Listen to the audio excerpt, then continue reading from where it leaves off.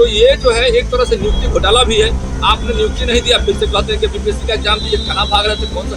एक बात बताइए, हम जानना चाहते हैं तेजस्वी जी ने जब वादा किया कि 10 लाख नौकरी देंगे, और जब नौकरी देने की बात आई तो फिर नहले पे दहले वाली बात हो गई। आप देखिए गांधीवान में क्या कहा माननीय मुख्यमंत्री नीतीश कुमार ने, कोई उपाय नहीं है सरकार के पास, नहीं तो सरकार जो है स्थिर नहीं रहेगी, आप जान लीजिए। आप सरकार, आपके चैनल के माध्यम से हम सरकार से आग्रह भी करते हैं। नमस्कार, आप लाइव सिटीज देख रहे हैं, मैं हूं जय शुक्ला। क्या बिहार सरकार ने युवाओं को ठगने का काम किया है? क्या तेजस्वी यादव ने नियोजित शिक्षकों को राज्यकर्मी का दर्जा देने की जो बात कही थी वो ऐसे ही कह दिया था? और क्या बिहार सरकार डोमिसाइल नीति को खत्म करने के बाद मुश्किल में पड़ने वाली है? ये सारे सवाल इसलिए क्योंकि अब बीजेपी भी 13 जुलाई को विधानसभा का घेराव करने का ऐलान कर चुकी है और शिक्षकों के साथ कदम से कदम मिलाकर सरकार के खिलाफ सड़कों पर उतरने का ऐलान कर चुकी है। इस मामले को लेकर क्या कुछ कह रहे हैं बीजेपी के एमएलसी जीवन कुमार, सबसे पहले आप वो सुनिए। आज का जो प्रेस कॉन्फ्रेंस का जो बयान हम लोगों ने आयोजित किया, उसका मुख्य मुद्दा है कि सरकार जितने भी नियोजित शिक्षक हमारे बीच में थे, 17 साल 16 साल से लगातार पढ़ा रहे हैं और उनको नियोजित को राज्यकर्मी का दर्जा देने का सरकार ने वादा किया। हमारा सरकार से मांग है कि आप उस वादे को निभाइए, और चूंकि सरकार वादा खिलाफी कर रही है, आप जान लीजिए कि तेजस्वी जी ने भी कहा था चुनाव से पहले कि आप चिंता मत कीजिए, जैसे ही चुनाव जीतेंगे तो पहला कैबिनेट में हम सारे नियोजित शिक्षक को राज्यकर्मी का दर्जा देंगे। सारे जो हमारे पुस्तकालय अध्यक्ष हैं, गेस्ट टीचर हैं, सबको, किसी को चिंता करने की आवश्यकता नहीं है।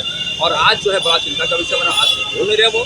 आप जितने भी शिक्षक अभ्यर्थी हैं, देखिए उन लोगों ने पहले से कई तरह के एग्जाम देके यहाँ पर रखे हैं। आप सीटेट पास किए, बीटेट पास किए, टीईटी पास किए, तो कई सारे एग्जाम को पास करके सरकार ने उनको वादा किया। सरकार ने प्रेस कॉन्फ्रेंस किया अपने अधिकारियों के माध्यम से, प्रधान सचिव के माध्यम से, अपने मंत्री के माध्यम से प्रेस कॉन्फ्रेंस किया और मोटे मोटे अक्षरों में छपवाया कि आपको नौकरी हम देंगे। और जब नौकरी देने की बात आई तो वेटिंग फॉर पोस्टिंग का उन्होंने रिजल्ट जारी कर दिया। हमारा कहना है कि जब आप वेटिंग फॉर पोस्टिंग का रिजल्ट जारी कर दिया तो उनको पोस्टिंग करना चाहिए। तो ये जो है एक तरह से नियुक्ति घोटाला भी है। आपने नियुक्ति नहीं दिया, फिर से कहते हैं कि बीपीएससी का एग्जाम दीजिए, कहाँ भाग रहे थे, कौन सा। आप जब उनका एग्जाम ले रहे थे सीटेट का, बीटेट का, और आप कह रहे थे कि उसके बाद हम नौकरी देंगे, तो कौन सा मना किया था आपको लोग कि फलाना सवाल मत पूछिएगा? और बीपीएससी में भी कह सकते हैं आपकी बीपीएससी का एग्जाम दीजिए और उसके बाद फिर से नौकरी देंगे, और नहीं दिया तो क्या होगा? और उसके बाद फिर से कहिए कि यूपीएससी के तरफ से एग्जाम लेंगे हम शिक्षक का, क्योंकि फलाना सवाल पूछना छूट गया था। तो ये एक तरह से नहीं नौकरी देने का एक पूरी तरह प्लान है सरकार का। एक बात बताइए, हम जानना चाहते हैं तेजस्वी जी ने जब वादा किया कि 10 लाख नौकरी देंगे, और जब नौकरी देने की बात आई तो फिर नहले पे दहले वाली बात हो गई। आप देखिए गांधीवान में क्या कहा माननीय मुख्यमंत्री नीतीश कुमार जी ने कहा कि 10 लाख के बदले हम 20 लाख देंगे।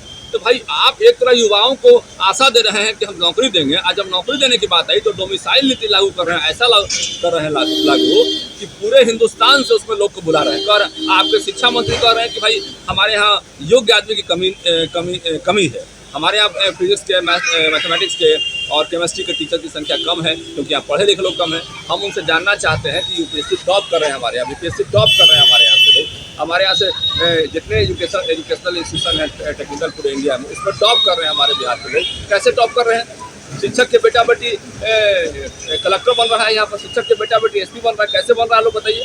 तो ये गलत तरीका है, ये भरमाने का, जनता के बीच में भ्रम पैदा कर रहे हैं, और इसी के लिए पूरा आक्रोश मार्च करेंगे और सरकार पर हम दबाव देंगे। 13 तारीख को हमारा 13 तारीख को 11 बजे दिन में गांधी मैदान से विधानसभा घेराव की तैयारी है, और इसी संबंध में आज हम लोग यहाँ पे एक प्रेस वार्ता किए और सभी लोगों से हम लोग चर्चा कर रहे थे। इस आक्रोश में जो पूरे बिहार से लोग, पूरे बिहार से हमारे साथ सारे लोग रहेंगे वहाँ पे, शिक्षक समाज के लोग रहेंगे वहाँ पे, हमारे पूरे भाजपा के लोग रहेंगे वहाँ पे, और हम लोग विधानसभा में सरकार को विधानसभा चलने नहीं देंगे इस मुद्दे पर। यदि सरकार हमारी मांग मानती है तो ठीक है, और नहीं तो विधानसभा के 13 तारीख को घेराव तय है, जान लीजिए बस। और सरकार को हर हाल में हमारी मांग को मानना होगा, कोई उपाय नहीं है सरकार के पास, नहीं तो सरकार जो है स्थिर नहीं रहेगी, आप जान लीजिए। आप सरकार, आपके चैनल के माध्यम से हम सरकार से आग्रह भी करते हैं कि हमारे घेराव के पहले ही आप हमारी सारी बात को मान लीजिए, और जितने भी नियोजित कर्मी हैं उनको राज्यकर्मी का दर्जा दीजिए, वित्त रहित कॉलेजों को ग्रांट को अपडेट कीजिए, हमारे संस्कृत के जो शिक्षक हैं उनको, उनकी सारी बाधाओं को दूर कीजिए, आप इन सारी चीज़ों को दूर कीजिए। सुना आपने, जीवन कुमार कह रहे थे कि सरकार पहले ही संभल जाए, ऐसा ना हो कि देर हो जाए, क्योंकि 13 जुलाई को बीजेपी उतरेगी और बीजेपी के साथ बिहार भर के जितने भी शिक्षकगण हैं वो भी साथ उतरेंगे और बड़ा मार्च किया जाएगा, बड़ा आंदोलन होगा उस दिन। क्यों घेर रहे थे? तमाम मुद्दों की बात वो कर रहे थे। कह रहे थे कि तेजस्वी यादव जब सरकार में नहीं थे तो कह रहे थे कि सरकार में आते ही हम जो है नियोजित शिक्षकों को राज्यकर्मी का दर्जा देंगे। हालांकि उन्होंने सवाल भी उठाया कि सरकार की मंशा ही नहीं है कि वो युवाओं को नौकरी दे, क्योंकि क्या ये गारंटी ले सकते हैं कि बीपीएससी की परीक्षा के बाद ये नौकरी दे देंगे शिक्षकों की? क्या पता ये कह दें कि बीपीएससी की परीक्षा में हमसे ये सवाल छूट गया था, इसलिए अब यूपीएससी लेवल पर हम आपसे परीक्षा लेंगे। तमाम बातें जीवन कुमार कह रहे थे और ये भी कह रहे थे कि गांधी मैदान से नीतीश कुमार ने 20 लाख नौकरी का वादा कर दिया था, नौकरी और रोजगार का। तेजस्वी यादव ने कहा था कि जैसे ही सरकार में आएंगे हम नौकरी दे देंगे। लेकिन इन सबके उलट क्या कर रही है सरकार, क्या कर रहे हैं नीतीश तेजस्वी? और यह भी कह रहे हैं जीवन कुमार कि नीतीश तेजस्वी ने युवाओं को ठगने का काम किया है। युवाओं को नौकरी देने की बात तो छोड़िए, युवाओं के लिए कुछ अच्छा करने की का मनसा भी इनके अंदर नहीं है, कुछ भी अच्छा नहीं सोच रहे हैं। तो इसके खिलाफ में अब जो है बीजेपी ने अपना कदम बढ़ा दिया है और जीवन कुमार ने तो अल्टीमेटम देते हुए यह तक कह दिया है कि पहले ही आप विचार कर लीजिए, पहले ही मान लीजिए, अन्यथा भारी पड़ने वाला है 13 जुलाई का वो दिन, जिस दिन पूरे बिहार से शिक्षक और बीजेपी के नेता सड़कों पर उतरेंगे और विधानसभा का घेराव करेंगे। बने रहें लाइव स्ट्रीट के साथ। यदि अब तक आपने हमारे चैनल को सब्सक्राइब नहीं किया है तो सब्सक्राइब कर लीजिए ताकि हम आपको खबरों से अपडेट रख सकें। धन्यवाद।